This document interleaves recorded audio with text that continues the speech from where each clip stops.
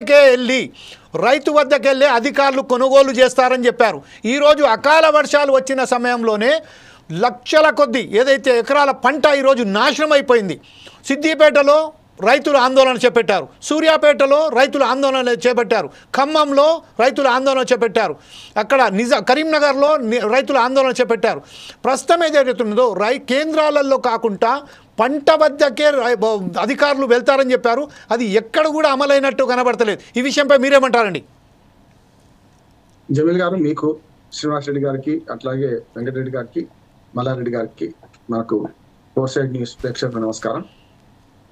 దీన్ని విమర్శగా తీసుకోవద్దు, ఎందుకంటే ప్రతిసారి ఈ వడ్ల కొనుగోలు ప్రభుత్వాలు మారుతున్నాయి కానీ విధానాలు కొంత మారతలేవు. అప్పటికిప్పుడు చూసుకుంటే చాలా మెరుగైంది. నేను శ్రీనివాస్ రెడ్డి గారితో ఏకీభవిస్తాను. ఎందుకంటే ఒకనాడు అంతా మార్కెట్ కమిటీకి పోయి అమ్ముకోవడం, లేకుంటే 10-12 గ్రామాలకు పెద్ద గ్రామంలో ఉండేది. గతంలో టీఆర్ఎస్ ప్రభుత్వం అయినా ఇప్పుడైనా వడ్ల దిగుబడి పెరిగింది. మనకు వరి దిగుబడి చాలా పెరిగింది. అంటే సమైక్య ఆంధ్రప్రదేశ్ చూసుకుంటే మనకు కరీంనగర్ జిల్లాలో బాగా ఉండే కానీ మిగతా చోట్ల అంతా ఇంత ఉండకపోయేది. కానీ వాళ్ళ రాష్ట్ర వ్యాప్తంగా తెలంగాణలో ఆంధ్రప్రదేశ్ మించిపోయి, పంజాబ్ లో ఎట్లాగూ వడ్లు గోధుమలు రెండు పడితే కనుక వాళ్ళ దేశంలోనే ఒక మనకు వరి గింజల రాజధానిగా మనం వచ్చేసాం మన తెలంగాణ. కానీ కొనుగోలు కేంద్రాలకు తప్పైంది. ఇప్పుడు 6 కాలం పండించి 6 నెలలు పండించిన తర్వాత చివరికి అంటే మనకు చేతికి వచ్చిన పంటను కోల్పోతుంటే ఆ బాధ నేను కూడా చెప్తున్నాను కదా, చాలా అనుభవిస్తే చాలా కష్టం అంటున్నాను. దీనిలో 3 పొరపాటు జరుగుతున్నాయి. ఏ ఊరికి వెళ్ళినా స్కూలు, వైద్య కేంద్రం చూసినట్టే ఇప్పుడు ఈ మధ్యన వారంగా వెళ్ళినాను, కరీంనగర్ కూడా ఈ మధ్యనే వచ్చాను నేను. ఇట్లా చూసుకుంటే రోడ్ల పొంటి కల్లాలు చేసుకొని మనకు ఆరబోస్తున్నారు కదా, వాళ్ళని ఒక్క నిమిషం మన కారాపి మాట్లాడిస్తే వాళ్ళ బాధ క్షేత్ర స్థాయి తెలుస్తాయి. శ్రీనివాస్ రెడ్డి గారు క్షేత్రస్థాయి తిరుగుతున్నాను కానీ వెంకటరెడ్డి గారని మనందరం తిరుగుతున్నాం కనుక 3-4 సమస్యలు నాకు కనపడ్డాయి. ఒకటి, కొనుగోలు కేంద్రాల్లో కొనుగోలు ఆలస్యం అవుతుంది. అంటే వడ్ల దిగుబడి పెరిగింది, చాలా వస్తున్నాయి. ఇప్పుడు 50 లక్షల టన్నులకు పైగా ఈసారి ప్రభుత్వ కొనుగోలు కేంద్రాలకే వస్తాయి. సమస్య అవుతుంది. ఇప్పుడు మనము సివిల్ సప్లైస్ ద్వారా ఇక్కడ ఉంటున్నాం. పంజాబ్ లో అయితే మార్కెట్ ద్వారా కొంటారు. కేంద్ర ప్రభుత్వమే డబ్బులను ఇస్తుంది, మనకు కేవలం కమిషన్ మాత్రమే, సివిల్ సప్లైస్ కు కమిషన్ మాత్రమే ఇస్తుంది. కమిషన్ తీసుకొని కొలిచి ఇవ్వాలి. ఫస్ట్ అంటే మనకు గోనె సంచులు లేవు. నెంబర్ 1 ఫస్ట్ అక్కడ ఎక్కడ చూసినా గోనె సంచులు ఉంటే నింపి పండిపోయి సిద్ధంగా ఉన్నాయి. ఎండిన వడ్లు ఉన్నాయి, గోనె సంచులు లేవు. ఏం చేయాలి మరి? సుతిల్ తాళ్ళు లేవు. నేను చిన్న మామూలుగా గోనె సంచులు లేవు, సిక్లీ దాగులు లేవు, రాలీలు లేవు. నేను చెప్తాను సార్. అదే ఆఖరికి వడ్లు ఎత్తిపోసే చాటలు ఉంటాయా, అవి ఆ చాటలు అంటే ఇనుప చాటలు, అవి కూడా అంటే అందరు ఒకేసారి వస్తే కష్టం కదా. ఇవి లేవు.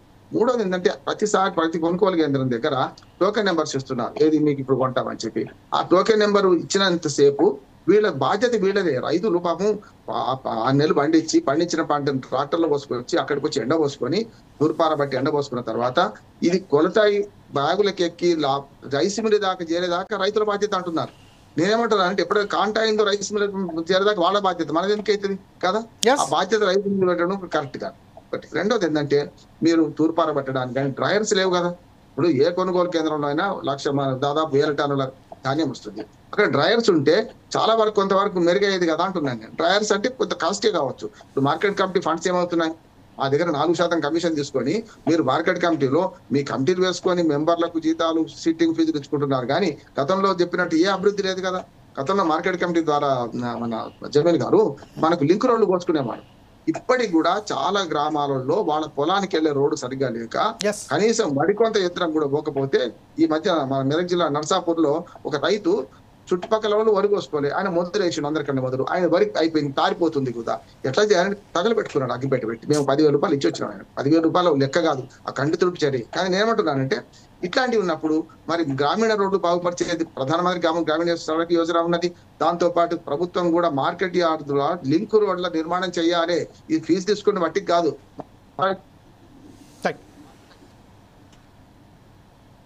మార్కెట్ యార్డ్ నడపాల్సిన బాధ్యత మీది కదా. అందుకని ఆ కమిషన్ సద్వినియోగం చేయండి. 2 ఇంకోటి చెప్తాను. ఇప్పుడు ఏమైతే టార్పాలిన్లు ఇస్తున్నారు, కరెక్టే. శ్రీనివాస్ రెడ్డి గారు చెప్పినట్టు మనకు కేవలం మార్కెట్ యార్డుల్లో తప్ప షెడ్లు ఉండవు. ఇక్కడ చెట్ల కింద కూడా పోసుకుంటాం. చెట్ల కింద తూకం కేంద్రాలు ఏర్పాటు చేశారు. అక్కడ ఎక్కడన్నా కొంచెం ఉంటే సిమెంట్ రోడ్లకు వచ్చిన దగ్గర అక్కడ కూడా చేసుకుంటున్నారు. కానీ సమస్య ఏమంటే టార్పాలిన్ ఒకటే ఇస్తున్నారు. మేము 2 అడుగుతున్నాం. 2 ఎందుకు అడుగుతున్నామంటే ఒకటి కింద టార్పాలిన్ వస్తే దాని మీద ఒడ్లు ఎండ పోసినాం అనుకోండి, అకాల వర్షం టక్కున వస్తుంటే దాన్ని తొందరగా దగ్గర తీసుకోవడానికి వీలవుతుంది. దాని మీద ఒక టార్పాలిన్ కప్పితే అయిపోతుంది. ఇప్పుడు ఏమైందంటే ఫిజికల్ గా అవన్నీ నూకాలి. దగ్గరికి నూకిన తర్వాత టార్పాలిన్ కప్పాలి. కప్పిన ఇప్పుడు నీరు పళ్ళ మేరకు నిజం దేవుడు ఎరుగు అన్నట్టు దేవుడు ఎరుగు నాకు తెలియదు, కానీ నిజమైతే పళ్ళ మెరుగుతుంది కదా. ఒట్ల కింది చాప కింద నీరు లాగా ఒట్ల కింది నీళ్ళు వచ్చేస్తుంది. ఈ ఒడ్డు కట్టినాక తాత్పాలని మీరు వేస్తేంది వేయకపోతేంది కదా. మనం కాళ్ళతో నడుస్తాం కనుక గొడుగు పట్టుకుంటే మనం దడవు, కానీ ఒడ్లేమో నేల మీద ఉంటున్నాయి కనుక నేల మీద ఉండకుండా రెండు టార్పాలు వేస్తే అది బాగుంటుంది అని అంటున్నాను. అన్నిటికంటే తూకం వేగవంతం చేయాలి, రైస్ మిల్లర్లను హెచ్చరించాలి. రైస్ మిల్లర్ లేకపోతే మీరు గోడౌన్ ఏర్పరిచి ఏంటి, ఆ తర్వాత మీరు తూకం ఇక్కడ అయిపోయింది కదా, రైస్ మిల్లర్ సప్లై చేయడమే కదా.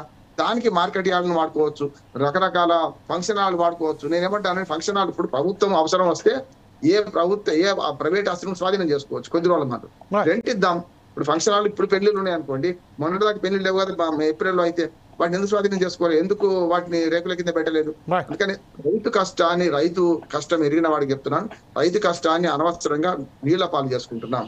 ప్రాణం పోకుండా వాడిని ప్రాణం పోకుండా ఎవరు చెప్పలేము, కానీ దానికి ఏర్పాటు మానవ తప్పిదం ఉండవద్దు కదా అంటున్నాం. మానవ తప్పిదంతో ఈ కొనుగోలు కేంద్రాల్లో నేను చెప్తున్నాను. ఇంకోటి 3 కిలోల మన పొల్లు కూడా తీసేస్తున్నారు, బెడ్డ తీసేస్తున్నారు. ఇవన్నీ కూడా అయితే ఒక్క మాట దీని పరిష్కారం ఏమనుకుంటున్నారు అంటే, అందరికి ఎందుకు వస్తున్నారు ఇక్కడికి, ఈ ప్రభుత్వం 500 రూపాయలు మద్దతు ధరిస్తుంది.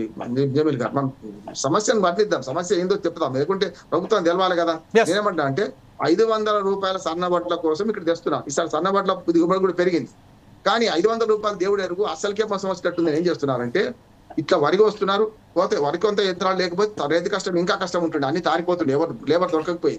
కానీ ఏం చేస్తున్నారంటే ట్రాక్టర్లో పోసుకొని డైరెక్ట్ ప్రైవేట్ వ్యాపారస్తుల దగ్గర పోతే ప్రభుత్వం ఇచ్చే సబ్సిడీ పక్కన ఉండి మన సబ్సిడీ 500 రూపాయలు పక్కన పోయండి, 300కు 400 తక్కువ అమ్ముకుంటే 2400 2500 కూడా అమ్ముకుంటున్నాం. ఎందుకు అమ్ముకుంటున్నాం అంటే ఈ బాధపడింది దానికన్నా 500 వస్తాయి కానీ ఎప్పుడు వస్తాయో తెలియదు కనుక మాట్లాడితే 300-400 తక్కువగా అమ్ముకుందని అమ్ముకుంటున్నాను. ఈ ప్రైవేట్ వ్యాపారస్తులు కూడా మరో మోసం చేస్తారు. ఇక్కడేమో పెడ్డారాలు లీగల్ గా తీసేస్తారు, అక్కడేమో తూకం యంత్రాలే మోసం ఉన్నది. ప్రైవేట్ వ్యాపారస్తులు రైస్ మిల్లర్ దగ్గర తూకం యంత్రాలలో 70 కిలోల బస్తాను 65 కిలోలు చూపెడుతుంది, 64 కిలోలు చూపెడుతున్నది. దీన్ని మనం పసిగట్లేము. అమాయక రైతుడు అంతే ఉందనుకుంటారు, కష్టం కదా.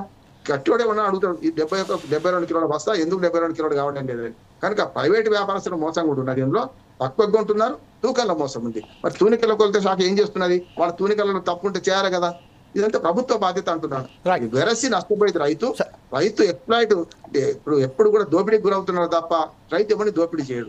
రైతు రామ్మోహన్ గారు, ఇప్పుడు మనం ఒక సమస్యలు తెలుసుకుంటున్నాము, పరిష్కార మార్గానికి నెక్స్ట్ మరొకసారి మీ వద్దకు వస్తాను. పరిష్కార మార్గానికి ఆ సూచనలు సలహాలు గారి ఏదైతే ఉన్నదో మనం ఏదైతే ప్రభుత్వానికి ఏదలుచుకున్నామో దాని గురించి మరొకసారి వస్తాను. ఇప్పుడు మల్లారెడ్డి గారు ఉన్నారు. మల్లారెడ్డి గారు ప్రస్తుతం మనకు సంబంధించిన రామ్మోహన్ గారు చెప్పారు, వెంకటరెడ్డి గారు చెప్పారు, శ్రీనివాస్ రెడ్డి గారు ఏం చెప్పారంటే ఖచ్చితంగా మేము బ్రహ్మాండంగా రైతులను ఆదుకుంటున్నాం చెప్తున్నారు. కాకపోతే ఏంటంటే సూర్యాపేట జిల్లాకు సంబంధించిన మనం చూసినట్టయితే రాజనాయక్ తండాలో 5 రోజులకు ఒకసారి లారీ వస్తుందండి. అలాగే సిద్దిపేటలో భూత్పూర్ వంటి ప్రాంతాలలో ఒక్క లారీ కూడా రావట్లేదండి. దీనికి సంబంధించి ఖచ్చితంగా రైతులు అన్నారు ఆవేదన వ్యక్తం చేస్తూనే ఉన్నారు.